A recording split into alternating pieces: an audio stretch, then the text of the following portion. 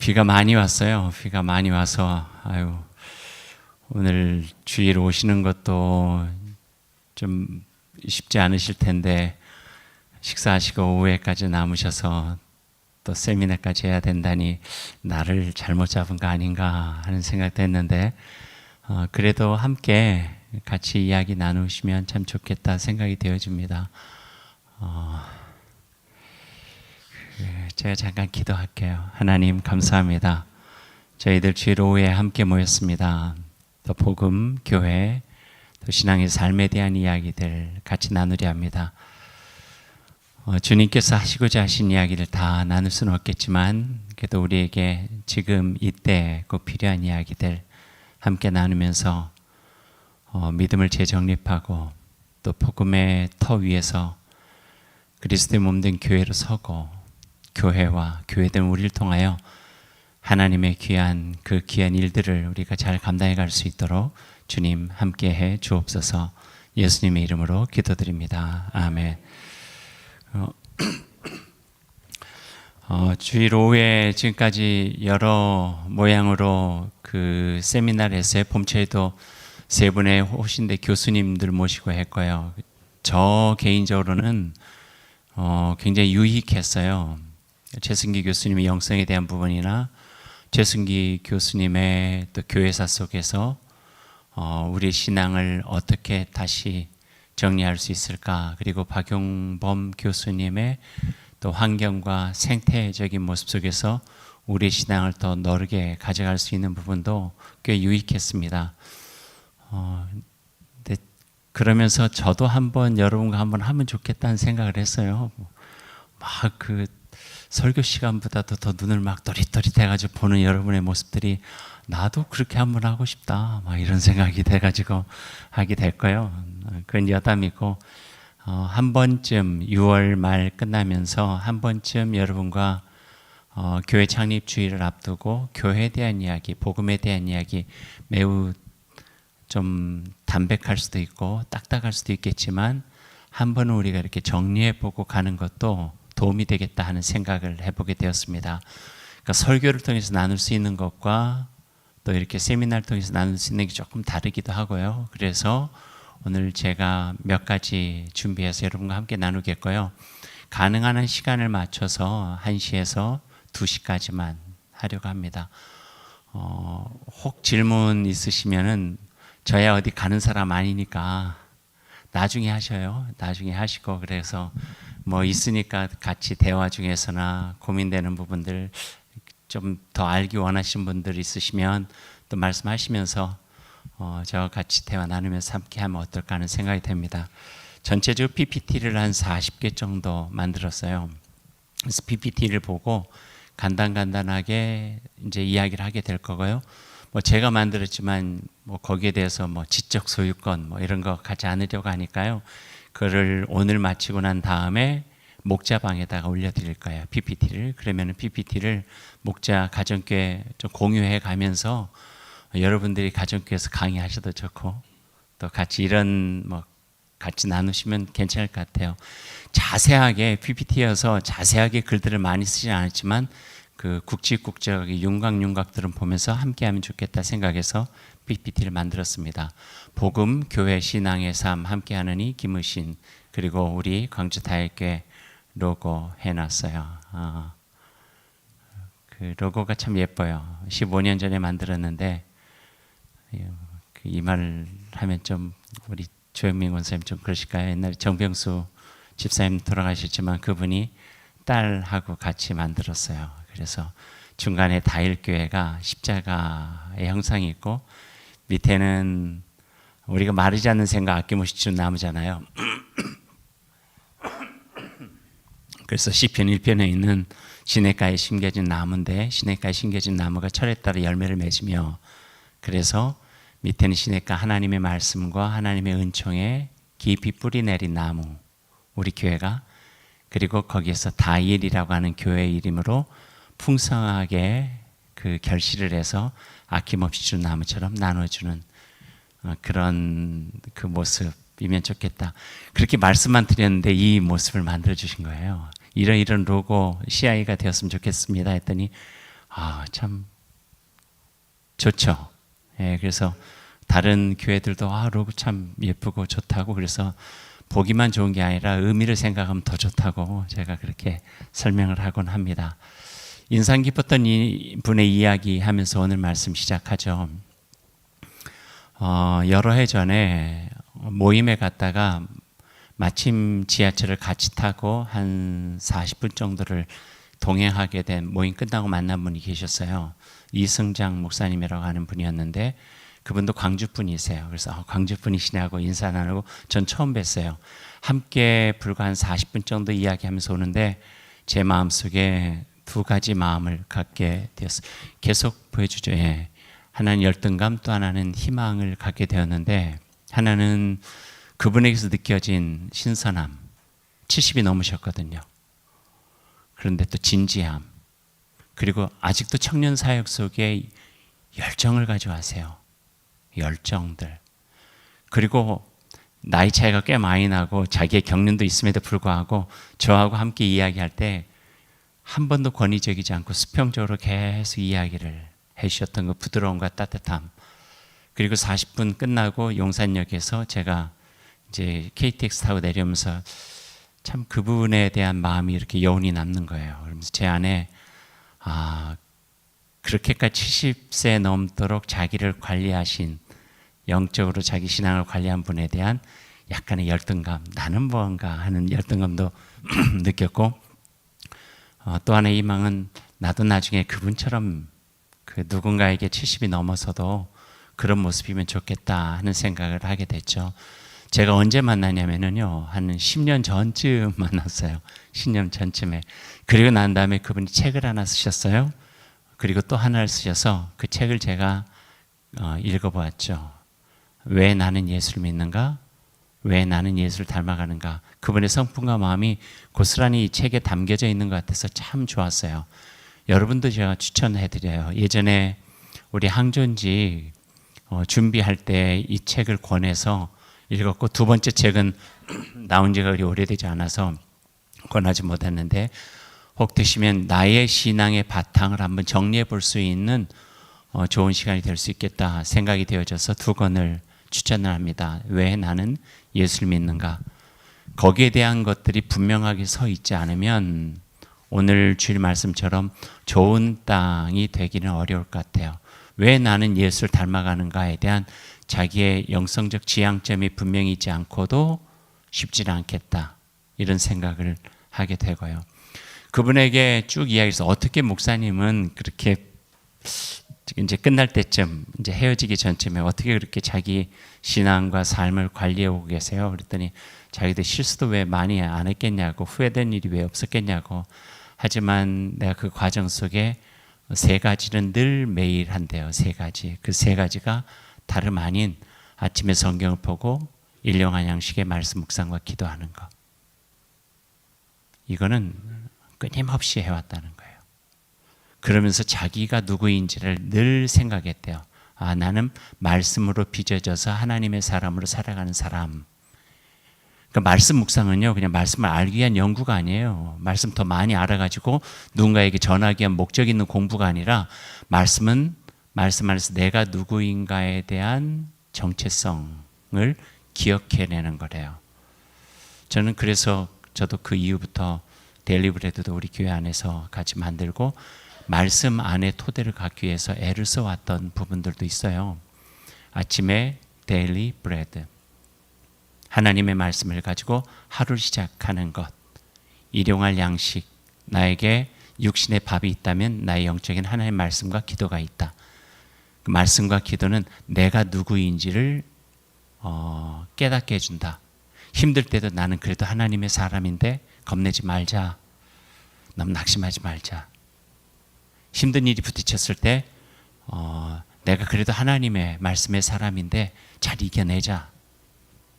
유혹이 있고 시련이 있을 때도 내가 하나님의 말씀인데 내가 지켜야지. 하나님의 사람으로 나를 지켜가야 되는 거야.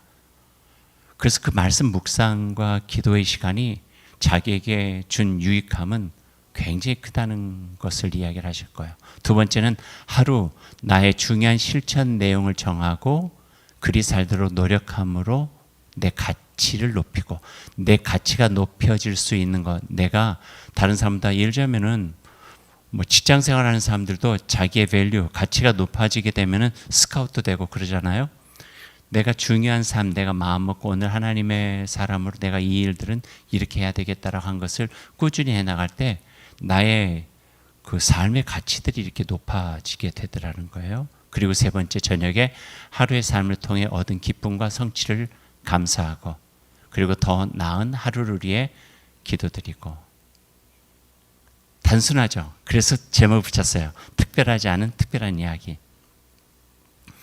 저에게도 반복되어지는 것이 있어요. 새벽 예배 때마다 마지막 기도의 마무리는 이렇게 해요. 하나님, 오늘 제가 주님의 말씀으로 하루를 시작합니다. 오늘 하루 주님의 뜻 안에서 말씀 안에 살아가다가 하루를 마친 그 시간에 하나님 안에서 기쁨과 감사와 보람으로 하루를 마무리할 수 있도록 도와주십시오. 특별하지 않지만 우리를 특별하게 만드는 소중한 자리가 되어진다는 거예요. 그래서 저는 그 어른에게서 이 세 가지를 들었고 배웠고 귀 있는 자 들으라 했으니 잘 들어서 제 삶에 적용해 보려고 애쓰고 있습니다. 여러분 괜찮죠? 그리고 하시고 있죠?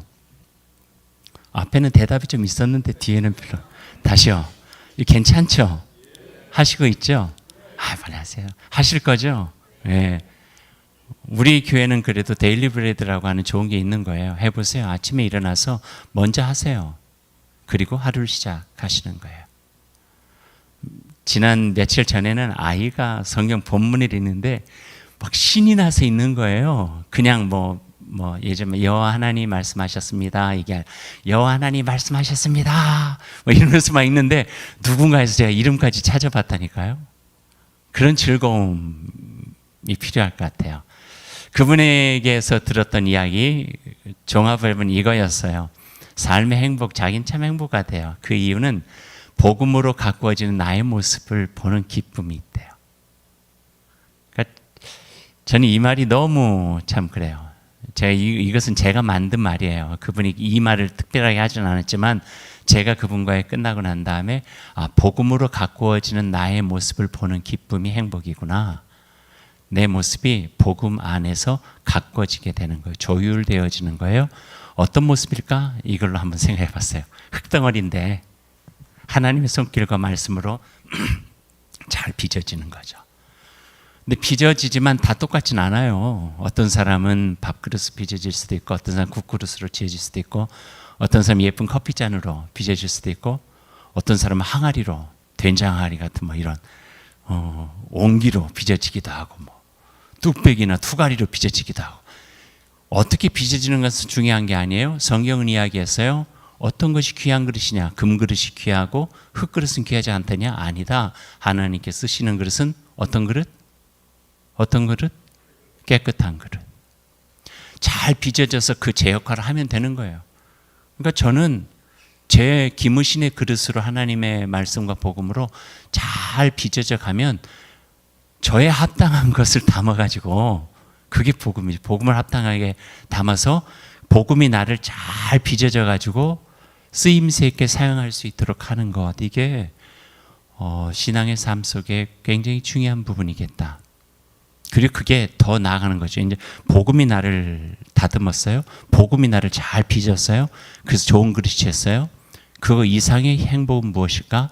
나의 삶에서 가꾸어지는 하나님 나라의 모습을 보는 기쁨은 더 큰 행복이라는 거예요.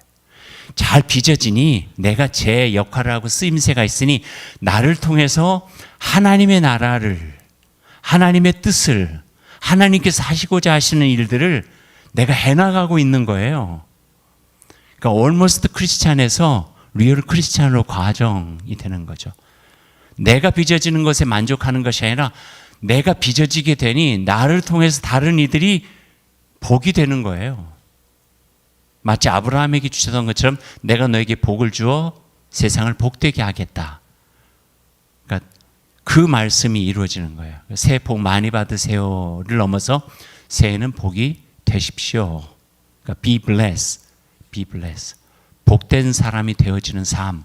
그러니까 나의 삶에서 가꾸어지는 하나님 나라의 모습을 보는 기쁨이 행복입니다. 하나님 나라 옆에 복음을 써놓은 것은 하나님 나라와 복음은요 동의어나 마찬가지예요. 똑같아요. 나의 삶에서 가꾸어지는 복음의 모습을 보는 것, 복음 속에 하나님의 나라가 있는 거예요.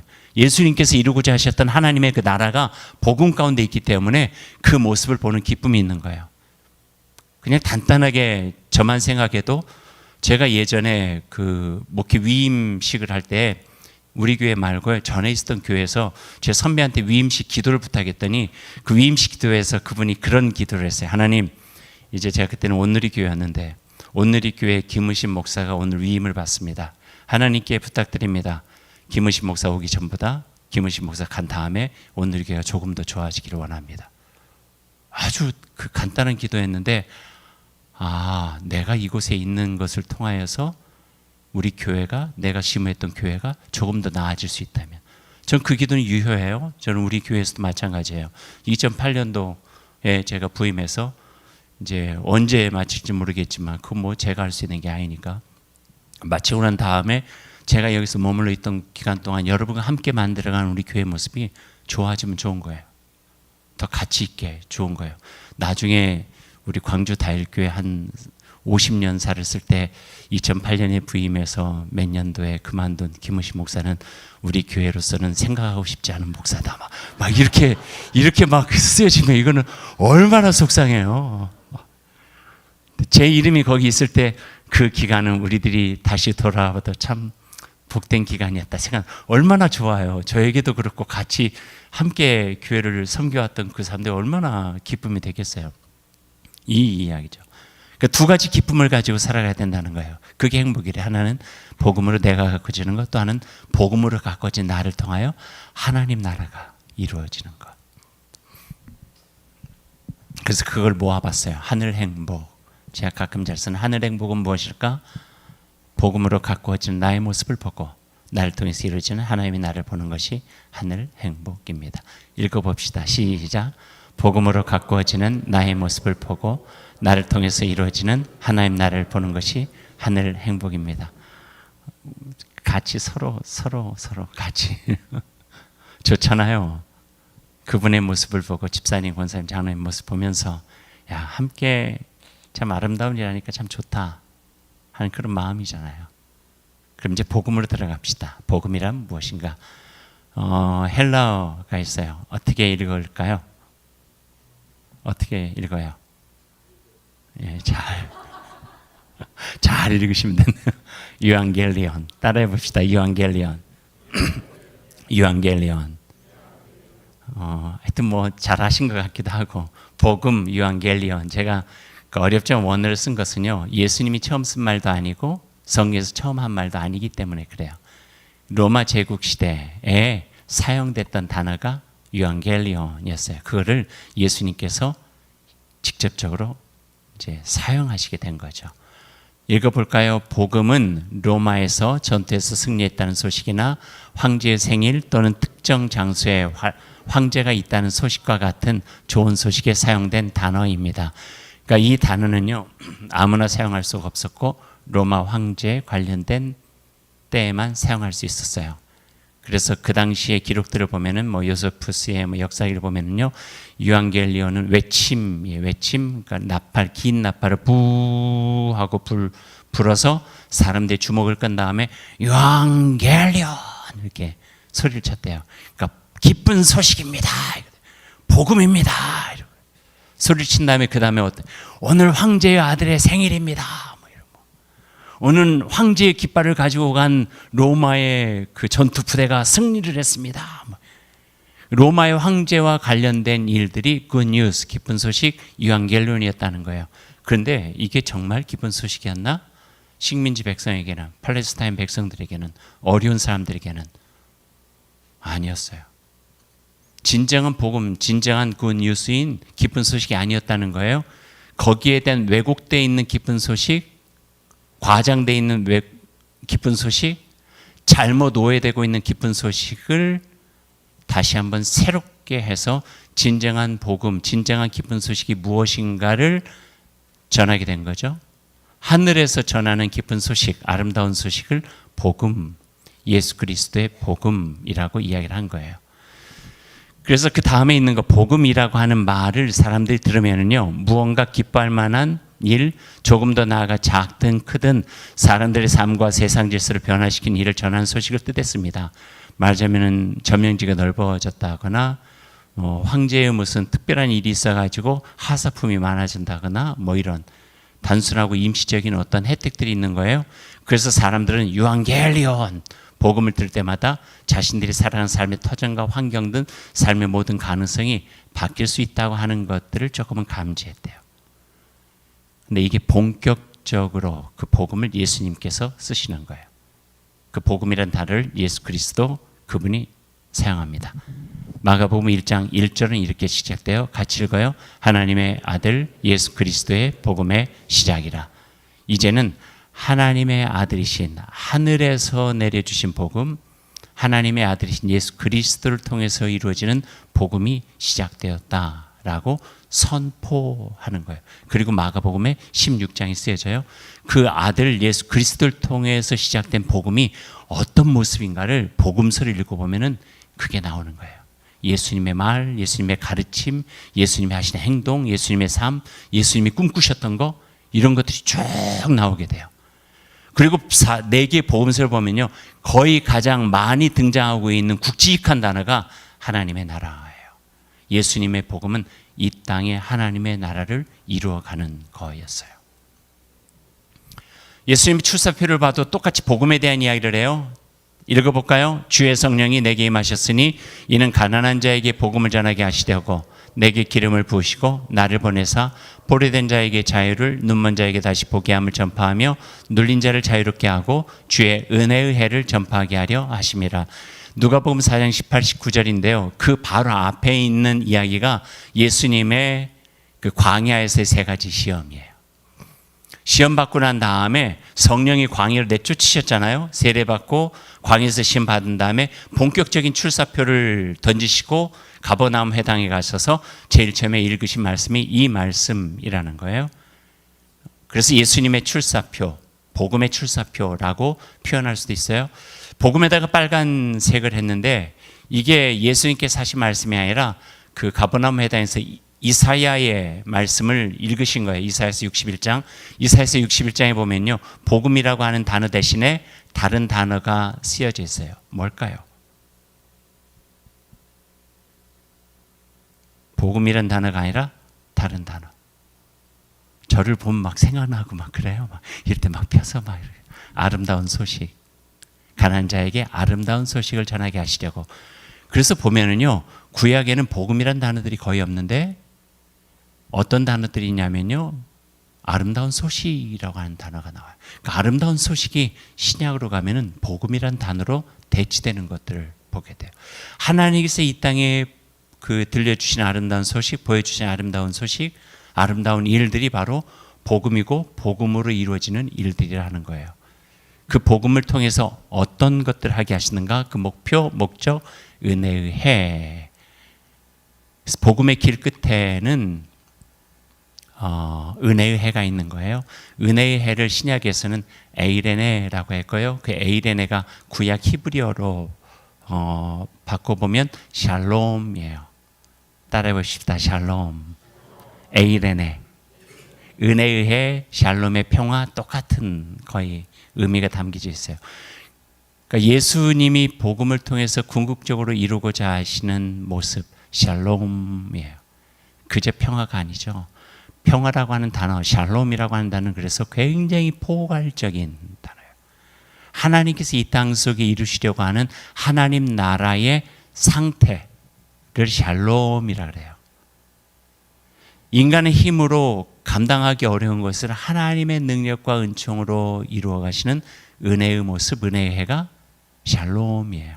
그래서 에이렌의 샬롬, 그게 바로 하나님의 나라, 복음의 끝에서, 우리의 삶의 복음의 삶의 끝에서 우리가 누릴 수 있는 상태, 샬롬. 내 안에 샬롬, 우리 가운데 샬롬, 우리가 이루는 샬롬. 그래서 샬롬이 성서 속에 매우 중요한 주제로 등장하고 있죠.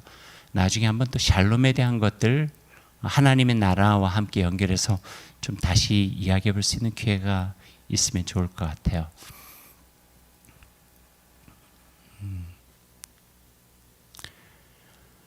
그리고 예수님께서 처음으로 이사야의 글이 아닌 자기의 목소리를 가지고 하셨던 말씀, 마가복음 1장 15절 같이 한번 읽어봐요. 때가 찼고 하나님 나라가 가까이 왔으니 회개하고 복음을 믿으라. 세례 요한이 잡힌 다음이에요. 그래서 잡히고 난 다음에 이제 세례 요한이 남긴 사역을 예수님이 다시 이끌어가게 되죠. 갈릴리에 오셔서 하나님의 복음을 전파하여, 성경에 있는 말씀이에요. 때가 찼고 하나님의 나라가 가까이 왔으니 회개하고 복음을 믿으십시오 라고 이야기를 해요. 그러니까 예수님의 궁극적인 목적 두 가지, 사역과 가르침, 삶의 모든 것들을 종합해낼 수 있는 가장 중요한 두 단어가 이 말씀 속에 담겨 있는 거예요. 하나는 하나님 나라, 또 하나는 복음이에요. 하나님의 나라는 어디 임할까요? 우리 안에 하나님의 나라 임할까요? 예. 대답하세요. 예.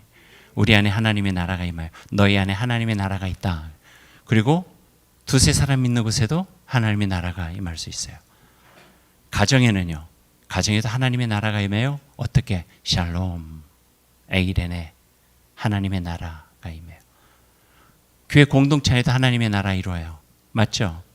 하나님의 나라가 이루어야 돼요. 하나님의 나라에 대한 궁극적 경험들을 교회 안에서 맛봐야지만 여기서 맛본 하나님의 나라의 기쁨을 가지고 세상에 나아가 살아갈 수가 있는 거예요. 사랑도 사랑을 받아야 그 사랑을 가지고 누군가를 사랑을 해요. 제가 그 만났던 후배들 가운데 가장 그 고민을 했는데 담임 목사님하고 관계가 너무 안 좋다는 거예요. 힘들 때 담임 목사님과 어떻게 해야 될지 모르겠다고 부목사들 멘토링 할 때 그런 이야기를 해요. 그래서 쭉 이야기하다 보니까 결론이 하나가 나왔어요. 그건 아버지와의 관계가 안 좋아요. 아버지하고 한 번도 좋은 관계를 맺어본 적이 없어요. 아버지는 늘 힘들어. 아버지는 늘 자기한테 별로 안 좋은 경험만 많이 있어요. 그러니까 아버지 또래의 사람들과 자기의 관계를 잘 못 맺는 거예요. 그래가지고 부목사로서 일도 잘하고 뭐 맡겨진 일들에 성실하고 하나도 문제가 없는데 담임 목사님과 어떤 대화만 하려고 하면은 괜히 마음이 불편하고 왜 그런지 모르게 어렵다는 거예요. 그래서 그 이야기를 쭉 하다 보니까 그런 이야기까지 도출된 거예요. 하나님 나라에 대한 경험도 마찬가지예요. 가정에서 샬롬을 경험하면 다른 가정을 향하여서나 우리의 삶 속에서 샬롬에 대한 것들을 같이 나눌 수 있는 기회들이나 아니면 그런 경험들이 많아지게 돼요. 못하는 건 아니에요. 그러나 조금 더 자연스럽게 할 수 있는 부분들이 많아지게 된다는 거죠. 하나님의 나라도 마찬가지예요. 내 개인 안에 하나님의 나라를 경험할 때 그 하나님의 나라에 대한 경험을 나눌 수 있는 거예요. 평화를 경험할 때 평화롭게 지낼 수 있어요. 사랑을 경험할 때 서로가 너그럽게 사랑하는 삶의 나눔을 할 수가 있는 거예요. 그래서 하나님의 나라를 내 안에 경험하고자 애쓰는 것은 매우 필요하고 우리에게 중요하다 하는 이야기를 할 수가 있죠.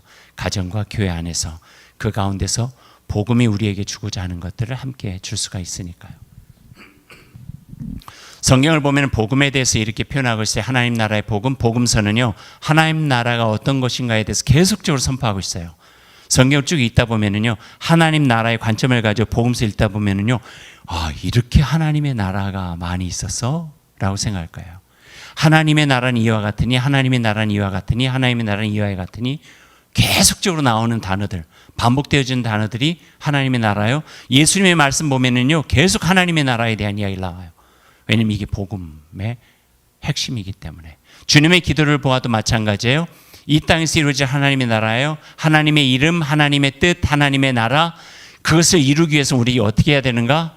나의 연약함 속에 일용할 양식, 또 악에서 저항해 나가고 나를 지켜나가는 것, 그리고 서로의 관계가 회개되어지는 죄의 용서, 그걸 통해서 하나님의 나라를 추구해 갈 수 있는 조건을 가지고 그 일을 위해서 애쓰는 삶, 주님께서 가르쳐 주신 기도에 대한 부분이죠. 산상수훈은요, 하나님 나라 백성이 살아가는 방식이에요. 하나님 나라의 방식. 그러니까 예수 그리스도, 산상수는 예수 그리스도에게서 배운 남다른 삶의 방식이 거기 있는 거예요. 용서를 어떻게 할 것인가, 돈을 어떻게 할 것인가, 우리 삶을 어떻게 할 것인가, 이런 것들, 관계라든지 모르는 것들이 마태복음 5장에서부터 7장 마지막까지 쭉 되어져 있는 거예요. 그리고 산상수는 그래서 복음서를 요약한 부분이라 이야기하고 있기도 하고요. 예수님의 사역, 하나님 나라를 이 땅에 이루는 구원의 사역이라고 표현할 수 있겠고, 서신서는 어떻게 하나님의 나라를 이 땅에서 이 세상과 시대의 역사 속에서 이루어가는 성령과 함께하는 교회 이야기, 이게 서신서에 나타나 있는 이야기라고 볼 수가 있죠. 여기에서 질문, 서신서가 먼저 쓰여졌을까요? 복음서가 먼저 쓰여졌을까요? 우리는 간혹가다 성경을 읽으면서 서신서가 뒤에 있으니까 바울이 마가복음이나 이런 걸 읽었겠다 생각을 하는데요. 아니에요. 서신서가 먼저 쓰여지고 복음서는 나중에 썼어요. 왜 나중에 쓰여지게 되냐면 1세대 사도들, 예수님과 함께 생활했던 사도들이 자꾸 돌아가시는 거예요. 순교도 당해요. 그러니까 그전에는 예수님이 어떻게 말씀하시고 어떤 행동을 하셨는지, 어떤 삶을 살아가셨는지 들을 수 있는 기회가 있었는데, 가면은 들을 수 있었고, 근데 한 분 한 분 돌아가시다 보니까 이거를 기록으로라도 남겨놓지 않으면 우리가 시간이 지나가면서 상실될 수 있겠다, 잘못 오해될 수도 있겠다. 그래서 복음서들이 많이 쓰여지게 된 거예요. 예수 그리스도의 행적과 삶에 대해서. 그 중에 4개의 복음서를 모아서 정경이라고 구별되어서 이것의 내용만큼은 어느 정도 교회가 보장할 수 있고 증빙된 것이니 4개의 복음서를 가지고 예수 그리스도의 말씀과 삶에 대해서 알면 좋겠습니다. 그렇게 정해 놓게 된 거죠. 그것도 한참 후예요. 한참 후. 그전에는 교통이 발달되지도 않고 그래서 이곳저곳에서 예수님의 이야기라고 막 들려지는 것도 많이 있었죠. 그게 정리가 돼서 지금 성경으로 우리에게 완성이 돼서 내려오고 있습니다. 예수님 사도행전을 보면요, 복음서가 아님에도 불구하고 예수님의 복음 진심, 하나님 나라의 진심을 알 수 있는 한 구절이 있는데 1장 3절 말씀이에요. 같이 한번 읽어보십시다. 그가 고난받으신 후에 또한 그들에게 확실한 많은 증거로 친히 살아계심을 나타내사 40일 동안 그들에게 보이시며 하나님 나라의 일을 말씀하시니라. 돌아가셨다가 다시 부활하셨어요. 부활하신 다음에도 40일 동안 잠깐 머물다가 예수님 승천하셨는데, 그 기간에 온 힘을 다해서 하신 말씀이 하나님 나라의 일. 이것만큼 중요한 게 없다는 거예요. 복음이에요. 하나님 나라의 복음을 전하고 가셨어요. 예수님의 복음 명령을 한번 봅시다. 오직 성령이 너에게 임하시면, 우리가 잘 아는 이야기죠. 말씀, 너희가 권능을 받고 예루살렘과 온 유대와 사마리아와 땅끝까지 이르러 내 증인이 되리라. 내 증인, 하나님의 나라에 대한 이야기를 줄기차게 하시다가 이제 떠나가시면서 내 증인 되라. 내가 하나님 나라를 이 땅에 세우기 위해서 어떤 이야기를 했고 어떤 삶을 살아갔는가 너희들이 증인되어야 된다. 어디에서? 예루살렘, 온 유대, 사마리아, 그리고 땅끝까지 가서라도 그 증인으로 살아가야 된다. 왜냐하면 하나님의 나라는 땅끝에까지 이루어져야 되고 복음은 온 땅끝까지 전해져야 되기 때문에 그렇다. 이 말씀을 해주고 계시는 거예요. 여기는 안 적어놨는데요. 사복음서 마태, 마가, 누가, 요한을 보면요, 사복음서의 제일 마지막은 다 하나님 나라와 복음 증인 이야기로 다 끝나요. 마태, 마가, 누가, 요한 다 그렇게 해서 복음의 증인으로 하나님 나라의 증인으로 살아가라. 너희는 그래도 나와 함께 있었지 않느냐? 너희는 먼저 들었지 않느냐? 너희가 다짐하고 약속하면 언약 백성으로 하나님 나라의 백성으로 살아가기로 내 앞에서 고백하지 않았냐? 그러니 그 힘으로 증인이 되어서 있는 그 자리에서 땅끝이랄지라도 복음의 증인으로 살아가라. 하나님의 나라를 이루면서 살아가라. 말씀을 해주시는 거죠. 그리고 바울의 복음 증언 보면 또 이렇게 고백해요. 내가 복음을 부끄러워하지 아니하노니 이 복음은 모든 믿는 자에게 구원을 주시는 하나님의 능력이고, 첫째는 유대인 또한 헬레인 인종차별이 없다는 거예요. 남녀차별도 없어요. 하나님 나라와 복음은요. 복음에는 하나님의 의의가 나타나서 믿음으로 믿음에 이르게 하나니 기록된 바 오직 의인은 믿음으로 말미암아 살리라. 따라오십시다. 오직 의인은 믿음으로 말미암아 살리라. 이 신 득 의. 네, 이 신 득 의 거꾸로 하면 의신. 제 이름. 그거 가지고 지으셨대요, 제 아버님이. 그래서 이 말씀 뭐 좋아할 수밖에 없는 거죠. 그럼 복음이란 무엇인가? 다시 질문해 봅니다. 한번 읽어봐요. 예수 그리스도가 선포한 하나님 나라의 복음은 사도들이 증언으로 선포되고 성령의 능력에 힘입어 그리스도의 교회가 이어갑니다. 처음에는 사도 공동체였어요. 하지만 오순절 마가의 다락방에 신앙 공동체, 사도들 각기에서 신앙 공동체를 이루게 된 거예요. 그 신앙 공동체인 교회를 통하여서 에클레시아 이제 나오는데 교회를 통하여서 하나님 나라의 증인으로 복음의 선포자로 교회를 이 땅에서 세워가시고 교회를 통해서 하나님 나라를 이루시고 복음의 목격자이자 복음의 증언자로 교회를 사용하시게 된다는 거예요. 그래서 교회 또한 가장 중요한 것이 뭐냐면 하나님 나라에 대한 분명한 확신, 그리고 우리를 복음의 선포자로 세워주셨다고 하는 고백, 이게 굉장히 중요해요. 우리가 늘 기도하고 있는 세 가지, 주님의 기도에서 나와 있는 것도 주님의 이름, 하나님의 창조 질서를 회복하고, 주님의 뜻, 하나님의 통치를 선포하고, 주님의 나라, 하나님 나라 이 땅에 세워가는, 이게 교회, 그러니까 사도들에게도 그렇고 예수님께서 이 땅에 오셔서도 그랬고 우리 교회에게 주신 가장 중요한 일이라는 거예요. 하나님의 창조 질서 회복, 이건 자연만이 아니에요. 하나님께서 세워가신 하나님의 창조의 본질적인 질서를 회복하는 거예요. 자연과의 관계에 함께 어우러서 살아가는 삶 또한 마찬가지고, 하나님의 창조의 질서 속에 담겨져 있는 부분들, 그게 회복되어지고 주님의 이름, 주님의 뜻, 하나님의 통치 선포되어지면서 하나님께서 다스리신다. 악은 악이야. 지금 악이 성하여 보여도 악은 악이야. 선이 승리해. 왜냐하면 이 세상을 다스리시는 분은 하나님이시니까. 그러니 우리는 아무리 힘들고 어려워도 우리는 선한 길에 서서 그 길을 가야 돼. 주님의 뜻이라는 거예요. 그 길을 통하여서 하나님은 우리의 나라가 아니라 하나님께서 이루시를, 하나님의 통치를 통해서 이루시를 하나님의 나라를 이루어 가신다 하는 거예요. 거기에 대한 믿음이 없이는 의롭게 살아갈 수가 없다는 거예요. 거기에 대한 확신이 없이는 우리는 중간에 머뭇거리고 주저하고 이 길이 맞나 틀리나 고민할 수밖에 없고 주저앉을 수밖에 없다는 거죠. 담대해야 돼요. 굳건한 믿음을 가지고 나아가야 된다 하는 거예요. 믿음이 있는 사람은요, 지금의 죽음 앞에서 내가 내 삶을 복되게 가꾸는 것이 아니라 죽음을 넘어서까지도 살아 역사하시는 하나님 앞에서 내가 부끄럽지 않은 존재로 살아가는 삶, 이게 바로 믿음을 가진 사람이 택할 수 있는 삶의 선택이라는 거죠. 그러다 보면 삶에 있어서 작은 것 연연하지 않고 하나님께서 필요하신 부분 속에 내 삶을 투자하고 내 삶을 거기다 맡기고 살아갈 수 있는 힘을 갖게 된다는 것이죠.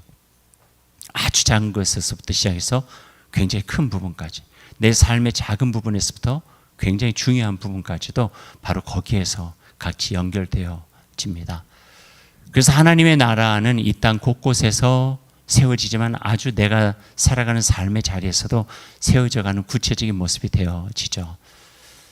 요즘에는 제가 주의 말씀은 내 발의 등불이여 내 길의 빛이 됩니다를 부르지만, 예전에 기억나시는 분 있으실까요? 초기에는 그 응답성으로 이 찬송을 불렀는데, 뭐 기억 안 나도 뭐 할 수는 없지만, 이 말씀 따라 사는 동안 지치지 않게 하시고 이 말씀 따라 사는 동안 주님 나라 이루소서.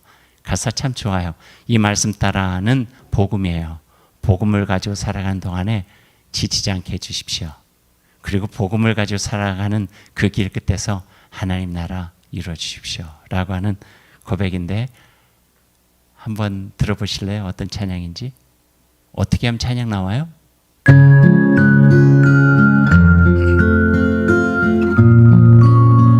가사가 앞에 나오니까요, 이렇게 조용하게 따라 부르셔도 괜찮아요.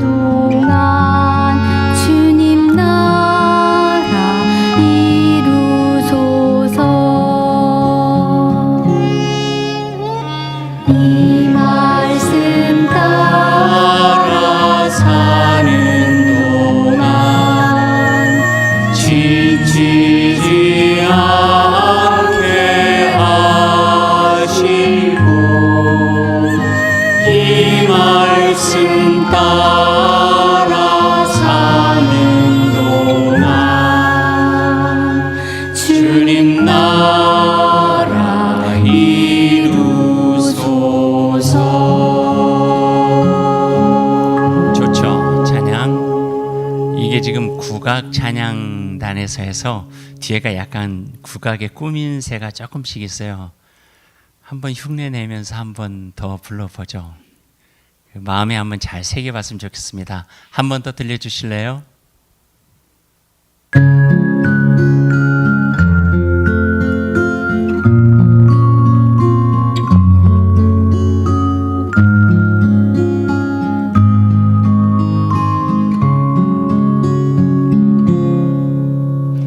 이 말씀 따라 사는 동안 지치지 않게 하시고, 이 말씀 따라 사는 동안 주님 나라 이루소서. 이 말씀 따라 사는 동안 지치지 않게 하시고, 이 말씀 따라 사는 동안 주님 나라 이루소서.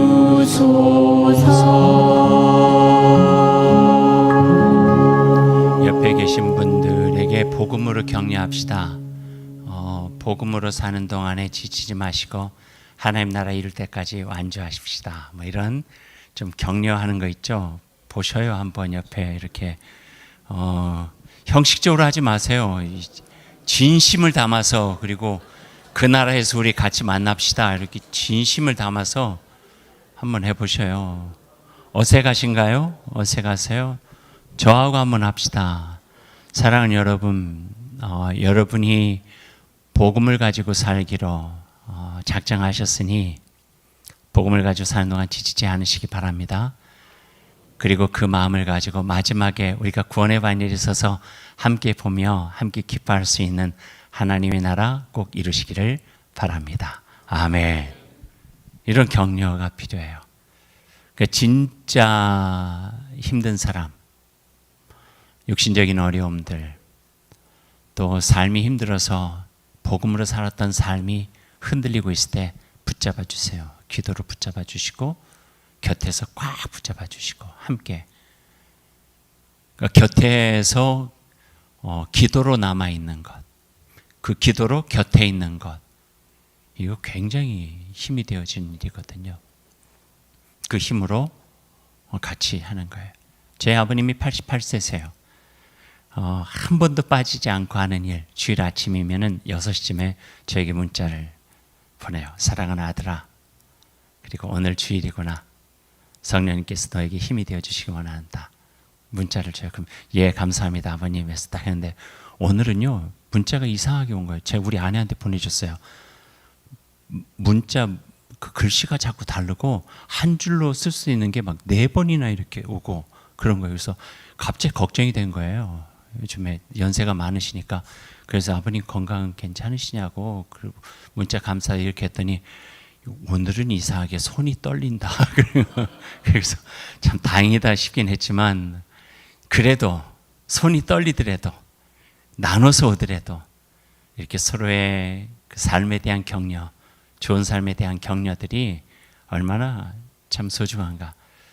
그 격려를 가장 많이 하면서 살아가야 될 공동체가 교회인 거예요. 교회. 신앙 공동체는 그저 왔다 가는 예배 공동체가 되면 안 되고요. 와서 내 안에 주신 하나님의 말씀의 힘으로 서로를 격려하고 서로 선한 삶을 서로가 격려하고 함께하면서 지지해주고 그 길을 같이 가자고 노력하는 거죠. 그게 얼마나 귀할까 하는 생각을 해봅니다. 예수님의 복음 명령, 오직 성령이 너희에게 임하시면 너희가 권능을 받고 예루살렘과 온 유대와 사마리아와 땅끝에 이르러 내 증인이 되리라. 다시 하나님의 나라로. 예수님께서 사도행전에 보면은요, 승천하셨어요. 사람들이 다 하늘만 보고 있어요. 그때 천사가 나타나서 뭐라고 해요? 너희들은 하늘만 보고 있느냐? 하나님 가셨는데, 그리고 뭐라고 그래요? 땅끝으로 가라. 하나님께, 예수님께서 바로 거기 계신다 그래요. 그러니까 예수님은 하늘로 가신 다음에 우리를 어디서 만나느냐? 땅끝에서 만나는 거예요.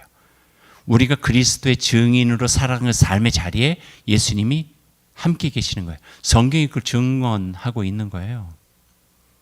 그래서 우리는 예수님 만나기를 원하고 하나님 만나기 원하면요, 예수님께서 일하실 만한 자리, 예수님께서 함께 하실 만한 그 자리에 우리가 가서 있으면은 예수님이 나와 함께 하시고 성령님이 나의 힘이 되어 주시고 하나님께서 나와 함께 하심을 느낄 수밖에 없는 거예요. 그 경험이에요. 그 경험이 체험이에요. 신앙적 체험이에요. 하나님께서 나와 함께 하셔서, 예수님께서 나를 도와주셔서, 성령께서 나와 함께 하셔서, 이러한 우리들의 고백과 체험은요, 그분이 하신 일에 내가 참여함으로써 경험할 수 있는 거지, 그저 가만히 있다고 해서 체험되어지는 것은 아니라 하는 거예요. 땅끝, 어떤 것이 땅끝인가? 하나님 나를 향한 성교의 마음으로 본다면 땅끝은 예수 그리스도께서 이 세상에 오셔서 하신 일이 꼭 필요한 자리입니다. 그래서 죄, 악으로 깨어진 세상, 회복이 필요하고 치유가 필요하고 하나님의 구원의 은총이 필요하고, 그런 모든 곳들, 하나님 나라가 세워져야 될 곳, 땅끝이라는 거죠. 땅끝까지 이렇게 적어봤어요. 아픔과 고통. 개인으로 보면은 어떤 사람은 땅끝을 경험하고 있는 사람도 있어요. 여러 해 전인가 제가 설교하면서 설교 제목이 겨울 절벽에서였어요. 겨울 절벽. 제가 어떤 분의 기도 제목을 그 당시에 들었어요. 저에게, 목사님, 우리 교회는 아니에요.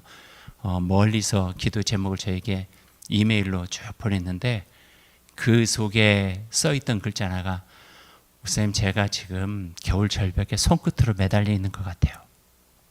그 말이 막 잊을 수가 없는 거예요. 그래서 성경 본문을 찾았던 게 겨울 절벽, 손끝으로 매달리고 있는 그들에게 시편 40편에 보면은 그 생각하지도 못했던 기가 막힐 수렁과 웅덩이에 빠졌어요. 그때 하나님께서는 손을 내밀어 주셔서 그 손을 붙잡아서 반석 위에, 수렁이 아니라 반석 위에 그 두 발 딛게 하시고 새 노래를 부르게 하셨다.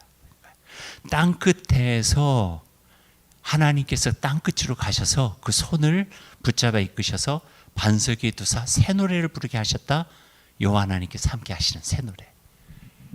그러니까 개인으로도 겨울 절벽 끝에 손가락으로 간신히 매달려 있는 것 같은 그런 느낌을 가질 수도 있어요. 그런 절박함, 그런 절실함과 간절함, 그런 건 연령 고하를 떠나요. 저도 목회하다 보니까 벌써 꽤 오래 했어요. 담임 목회만 97년 겨울에서부터 했으니까요. 꽤 했잖아요. 그때 만난 사람들 중에 겨울 절벽 끝이라고 여겼던 사람이 얼마나 많은지도 몰라요. 어떤 분은 너무 힘들고 너무 괴로워가지고 그 콘도에서 계단에서 그냥 뛰어내렸어요. 근데 뛰어내렸는데 계단이 지그재그로 있다 보니까 이쪽에 부딪히고 저쪽에 부딪히고 이쪽에 부딪히고 그래가지고 바닥에 떨어졌는데 온몸이 그냥 만신창이가 된 거예요. 겉에서 보면은 조건들 되게 좋아요. 근데 그 내적인 힘든 것들을 어디다 풀어낼 수가 없었던 거예요. 얼마나 가슴 아팠는지요. 그분이 이 다 부서지고 몸 다 깨지고 겨울 절벽 끝에서 손을 놔버린 거예요. 그때 느끼는 것은 목사로서의 무력감, 되게 무력감을 많이 느껴요. 이게 뭘까? 내가 제대로 다른 좋은 목사를 만났으면 여기서 희망을 갖고 일어날 수 있었을 텐데, 내가 목사에서 막 그러면 이제 영적인 침체에 들어가는 거예요. 그럼 이제 저의 마음속에 하나님께서 함께 해주시면서 다시 어루만져 주시고, 네가 하려고 하지 마, 내가 도와줄게. 그러면서 끄집어내주면 또 제가 할 수 있는 부분들 찾아가면서 하고, 업앤다운이 계속 되어지면서 인간이 강한 것 같아도 연약할 수밖에 없는 거예요. 아주 작은 거에도 마음 떨릴 수밖에 없는 거고, 이게 금방이면 감기처럼 이겨나갈 수 있는 것 같으면 그래 조금만 참자 하지만, 감기가 아닌 정말 항암 치료처럼 힘든 것이라면 버텨내고 견뎌내는 것은 쉽지 않을 것 같아요. 땅끝이죠. 뭐. 육체적인 것, 정신적인 것, 사회적 질병들, 안전, 불의의 사고, 사회적 차별과 억압, 부조리한 사회제도, 인간과의 갈등과 어려움, 이런 부분들도요, 당해본 사람들에게는 땅끝이라 느껴질 수 있는 막막함, 억울함, 재난과 전쟁도 마찬가지예요. 홀로코스트가 600만 유대인이 죽었다고 하는데요. 코로나 기간 동안에 전체적으로 죽은 전 세계 사람의 통계를 내보니까 700만이래요. 그래서 어떤 분이 그 다음부터 코로나 홀로코스트라고 하는 말을 붙이기 시작했어요. 기후위기, 기후로 인한 빈부격차. 이상하게 비가 오면은요, 가난한 사람 집으로 더 많이 들어가요. 힘든 마을로 더 많이 들어가요. 재난도 마찬가지고요. 그러니까 경제적인 빈부격차가 아니라 그것은 사회적인 불평등이나 국가적인 불평등이나, 그러니까 하나님의 형상을 입고 하나님의 나라가 세워질 이 세계 속에서 인간적인 욕망과 인간적인 다른 어떤 차별적인 부분들이 틈을 갈라놓고 한쪽을 더 힘들게 만드는, 그렇게 해서 그것을 땅끝으로 밀어나가는. 통계를 보니까 내년에 3끼 중에 1끼도 포도씨 먹을 수 있는 사람들이 한 6억 정도 된대요. 가슴 아프죠. 힘들어요. 예전에 전쟁 이후에 우리나라가 그랬잖아요. 저는 전쟁 이후를 경험하지 못했어요. 제가 63년생이니까 전쟁 끝나고 10년 후쯤에 제가 태어났잖아요. 근데 저의 어린 시절 보면은요, 제가 그 딱지랑 구슬이랑 가지고 다닐 때 탄피통에다 갖고 다녔더라고요. 지금 생각해 보니까 왜 제가 거기다 넣어가지고 다녔는지 모르는데, 그렇게 하고 저희 작은 아버지가 우리 집에 오는 걸 너무 좋아했어요. 왜냐하면 작은 아버지 오면은 시데이션, 에이레이션 그래가지고 막 그 군인들 이렇게 배급되어진 가져오면은 그게 얼마나 맛있는지, 딱 열고 쫙 하면 막 소고기 비프 같은 게 쫙 나오기도 하고 막.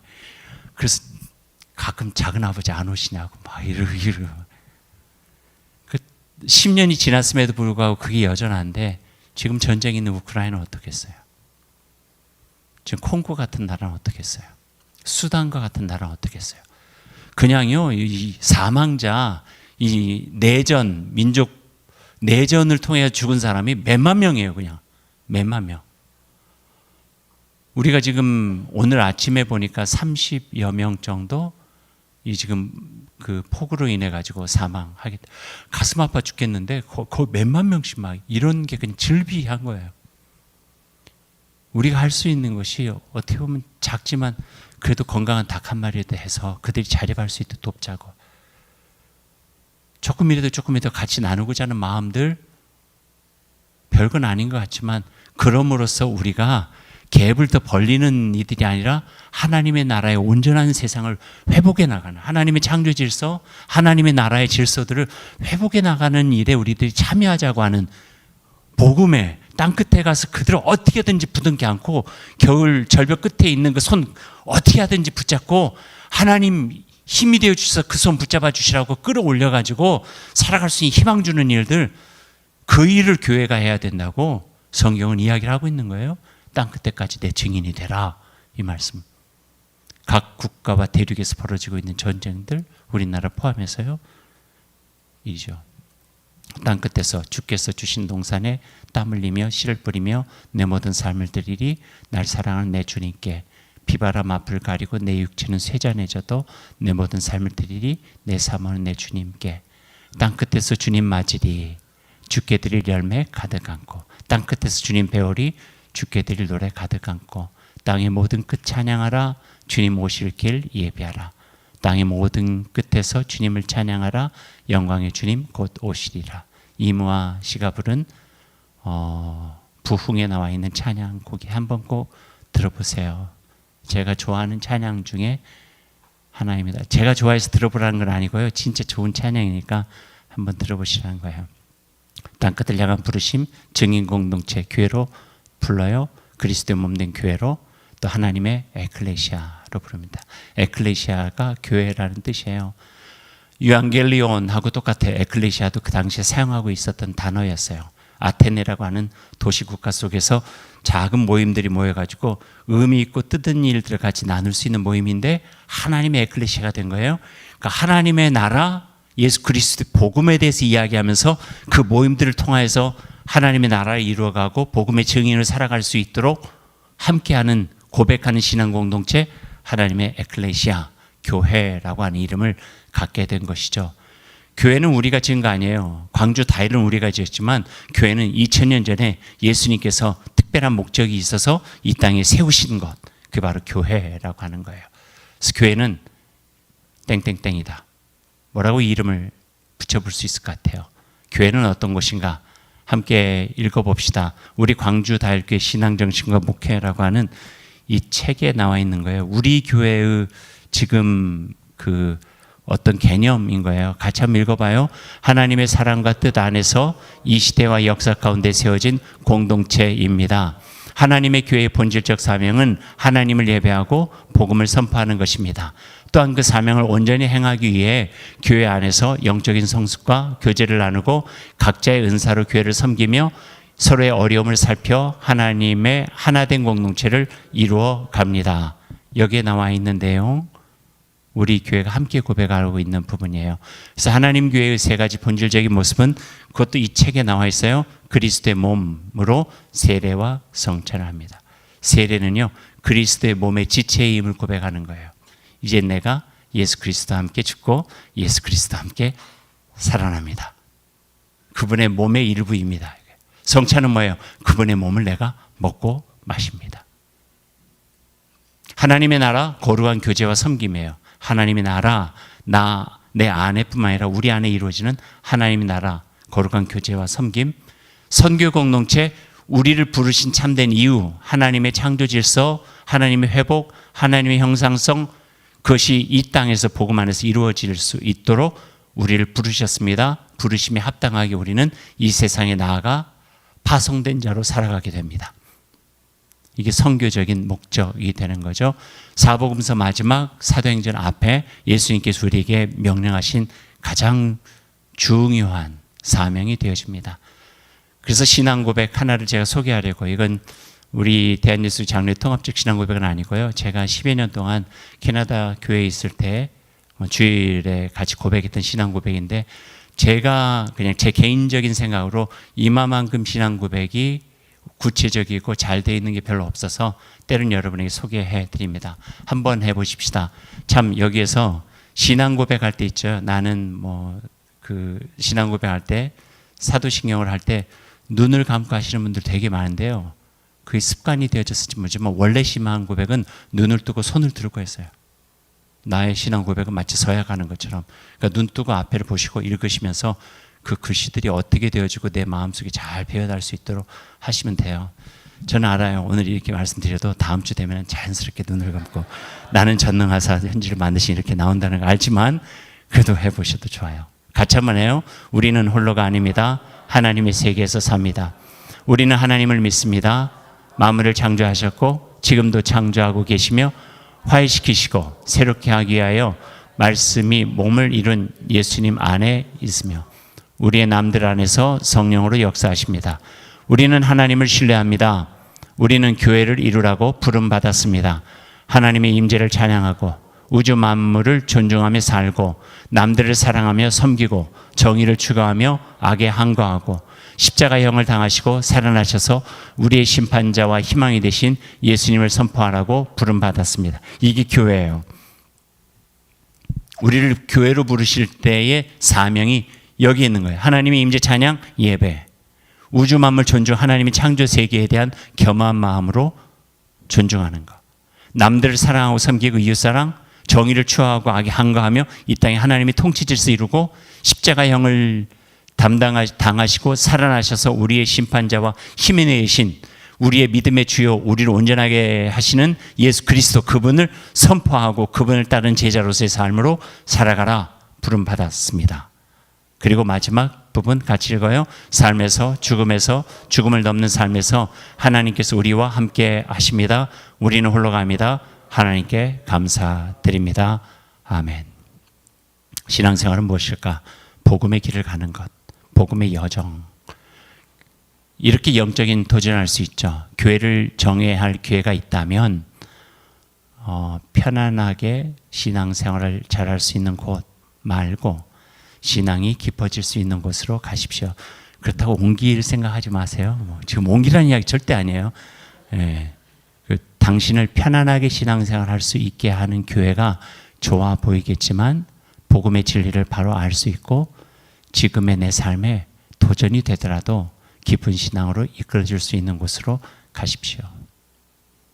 그리고 저는 목사의 역할 중에 하나 우리 교회가 그런 곳이 되어서 많은 이들이 우리 교회에 와서 신앙이 깊어지고 복음의 진리를 바로 깨닫고 내 삶의 영적인 도전을 가지고 하나님의 나라와 복음의 삶으로 살아갈 수 있도록 새로운 힘을 가질 수 있다면 우리 교회는 참 좋은 교회가 될 수 있겠다 하는 생각을 가져봅니다. 좋은 교회란 어떤 교회일까? 영적인 도전을 하면서 좋은 교회를 향한 도전을 해봅니다. 신앙생활이 방황이 끝나고 믿음의 삶의 기쁨을 회복하도록 도와주는 교회, 좋은 교회. 두 번째는 같이 읽어봐요. 온 힘을 다해 살아온 헛된 삶을 바로 깨달아 알게 하고 복음 안에서 찾은 참된 삶의 길을 갈 수 있도록 도와주는 교회. 쉽진 않겠죠. 어렵겠죠. 하지만 그 길이 하나님께서 원하시는 길이잖아요. 이게 대답이에요. 어떤 분은 반대로 해요. 그래도 하나님도 그 처지 이해하시고 그냥 해도 괜찮을 거야. 편안해요. 그렇게 말하면은요. 근데 그 편안함보다는요. 힘들고 어렵더라도 하나님께서 원하시는 삶을 살아갈 수 있도록 도와줘야 된다는 거예요. 격려해 줘야 된다는 거예요. 교회에서 할 수 있는 이야기, 복음 안에서 할 수 있는 이야기가 있잖아요. 세 번째, 같이 읽어요. 세상에서 얻은 아픔과 절망을 위로받고 치유받아 회복의 기쁨을 얻을 수 있도록 힘이 되어주는 교회. 필요하죠? 잘 안 보이셔요? 제가 읽어드릴게요. 이기적이고 욕심스러운 내 자신의 왜요? 왜 웃으셔요? 네? 안 보이면 안 하시면 되는 거예요? 네 번째, 이기적이고 욕심스러운 내 자신의 민낯을 만나 회심의 은혜를 경험하게 하고 우리 안에 있는 신성 하나님의 형상을 만나 하나님의 은총 안에서 새로운 존재로 거듭나게 하는 교회.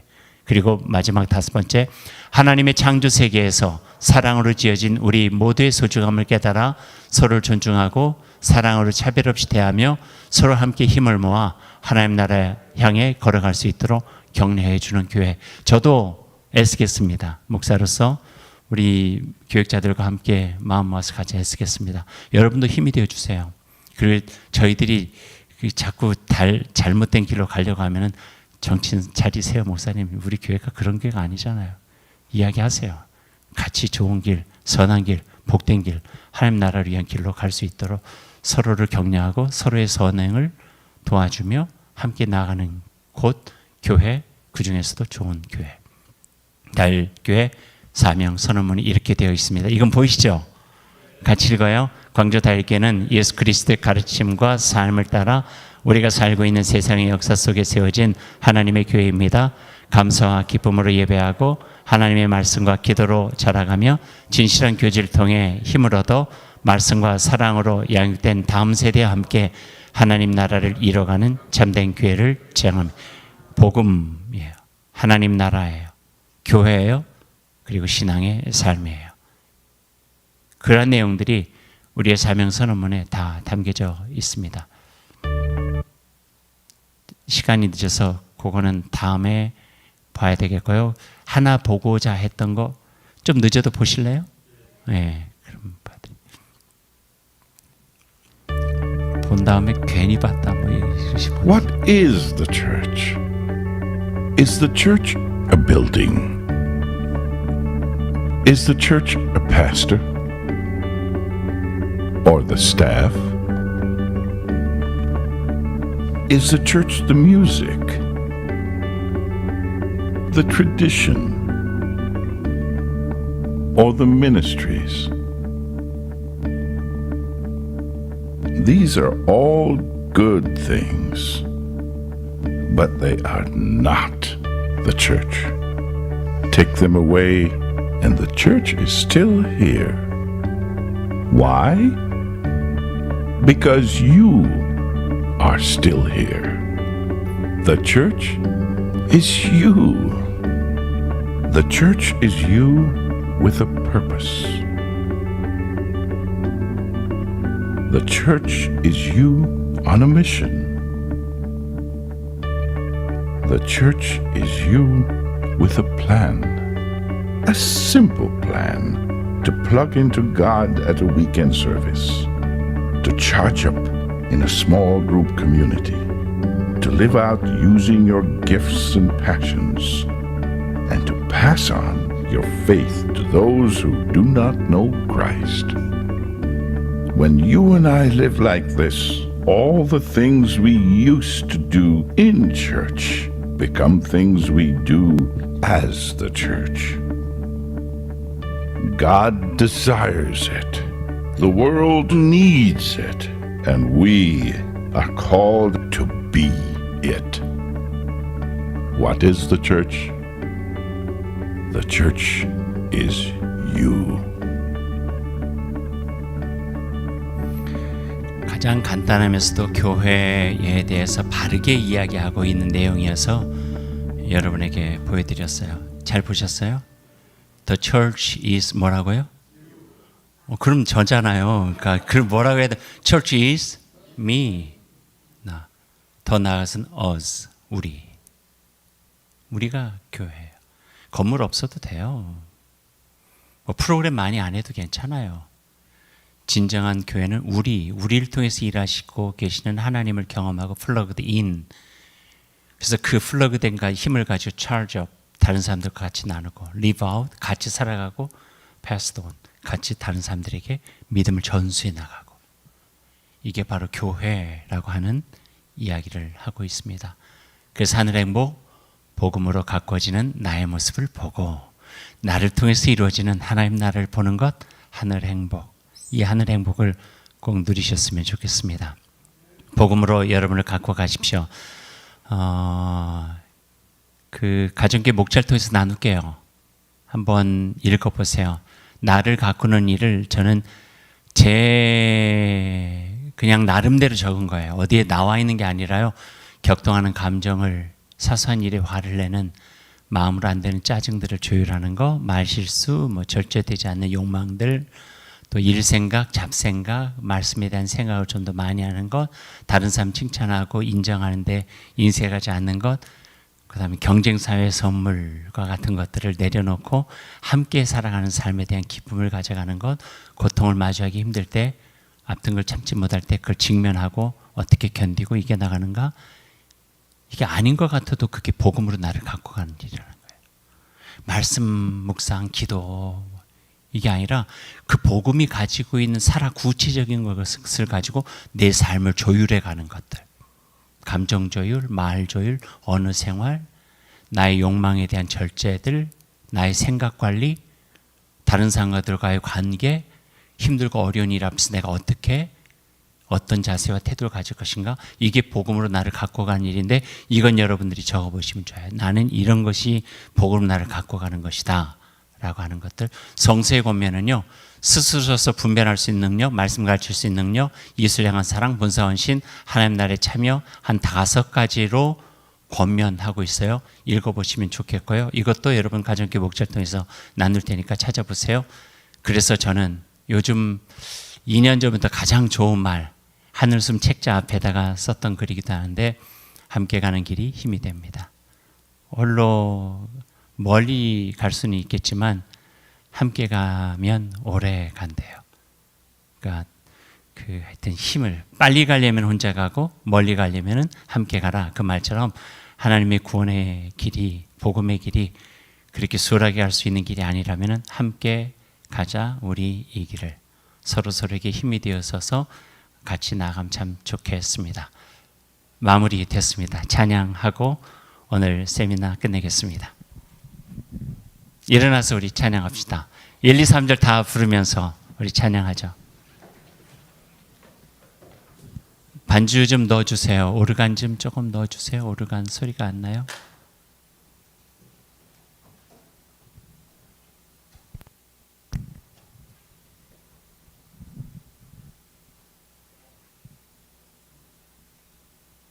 혹시 전원이 안 들어갔는가를 한번. 다 들어왔어요? 잠깐 앉으시죠. 예.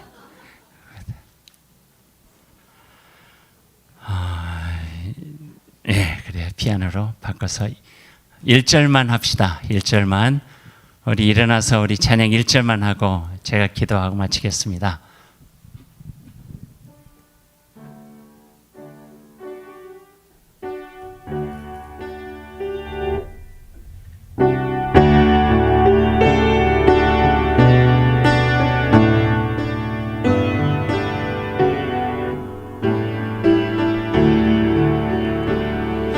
주의 집을 떠나가는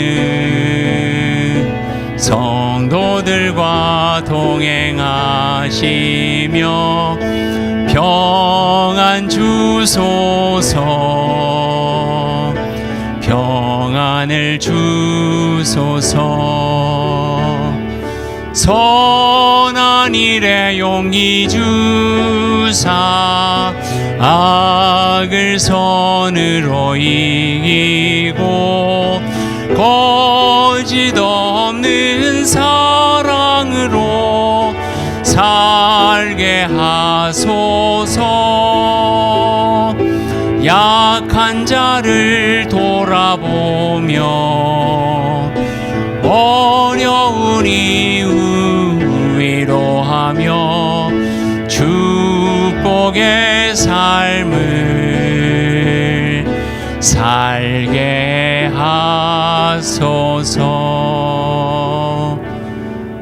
열심으로 노래가는 우리 애진자매 고마워요. 네, 우리 같이 기도합시다. 하나님 감사합니다. 복음을 알게 해주셔서 감사합니다. 특별히 그 복음 중에서도 주님 예수 그리스도의 십자가의 복음, 부활의 복음, 그 생명의 복음을 알게 해주셔서 감사드립니다. 그분의 복음을 통하여서 우리가 희망을 발견하고 죽음을 넘어서는 하나님의 능력을 힘입고 우리의 삶의 자리에서 역동적으로 역사해가는 하나님의 놀라우신 그 역사 속에 참여할 수 있도록 도와주셔서 감사를 드립니다. 이제 그 복음 안에 터하고 우리가 교회로 섰습니다. 우리가 교회이지만 함께 협력해서 광주 다육교회라고 하는 이름으로 함께 신앙 공동체, 진리의 공동체, 하나님의 선교 공동체를 이루었습니다. 주님, 우리 교회 복을 주시고 함께 마음과 믿음으로 다져져서 서로를 건강하고 좋은 교회로 가다듬며 하나님께서 우리 교회에게 맡기시고 또 말씀하시는 하나님의 아름다운 일들을, 복음을, 하나님의 나라를 잘 이루어갈 수 있도록 주님 함께하여 주옵소서. 열심히 이루고자 하는 저희들에게 건강도 주시고 삶의 안정감도 주시고 서로를 향하여 열린 마음도 주시고 함께 협력해서 하나님의 나라를 이루어갈 때 누릴 수 있는 기쁨과 보람과 감격도 주시고 그 가운데 우리 삶이 가치 있게 되고 복되고 거룩한 하나님의 교회로 하나님의 사람으로 살아가는 은혜를 주님 허락하여 주옵소서. 이제 마치고 각자의 삶으로 돌아갑니다. 그 삶의 자리가 변하지 없다 할지라도 우리가 변하여서 그 속에서 지금 여기에서 이루어가시는 하나님의 뜻을 이루고 하나님 나라를 이루고 갈 수 있는 하늘 행복 주님 허락하여 주옵소서. 예수님의 이름으로 기도드립니다. 아멘. 감사합니다. 마쳤습니다.